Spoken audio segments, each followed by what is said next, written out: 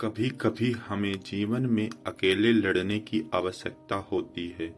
यह कहानी एक ऐसे लड़के की है जो अपने लक्ष्य की ओर आगे बढ़ने के लिए अपनी अकेलेपन को एक सुनहरा अवसर बनाता है। एक समय की बात है, एक छोटे से गांव में एक लड़का रहता था। वह बहुत सपने देखता था और अपने लक्ष्य की प्राप्ति के लिए प्रयास करने का निरंतर जुनून रखता था, परंतु उसके पास न कोई साथी था, न कोई गाइड करने वाला। उसके परिवार में भी उसकी सपनों को समझने वाला कोई नहीं था। इसलिए उसे लगता था कि वह अकेलेपन की जंजीरों में बंद है और उसके सपने अधूरे रहेंगे। फिर भी उसने निरंतर मेहनत की और अपनी आत्मविश्वास की आवाज को बुलंद किया। उसकी इच्छा शक्ति और संघर्ष ने उसे सही दिशा में आगे बढ़ने की शक्ति दी। एक दिन उसे अपने गांव के बाहर एक पुस्तकालय का पता चला। वह आश्चर्यचकित हुआ क्योंकि उसे पहले कभी ऐसी जगह नहीं आई थी।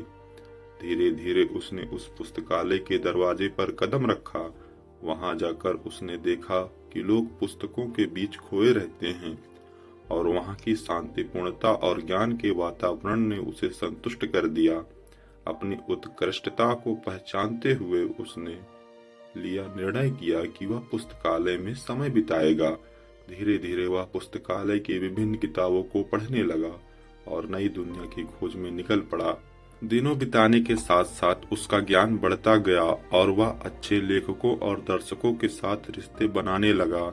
इसी के साथ उसने लिखने का भी मन बना लिया।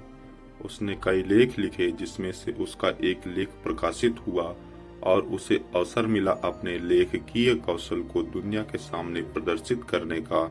वह लड़का जिसने कभी अकेलेपन को एक रुकावट समझा था, अब एक प्रेरणादायक उदाहरण बन गया। लोग उसे मान्यता देने लगे और वह लड़का अपने लक्ष्यों की ओर अग्रसर होने में सफल हुआ।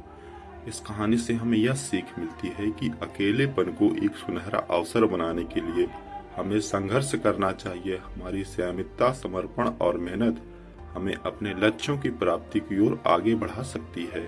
धन्यवाद।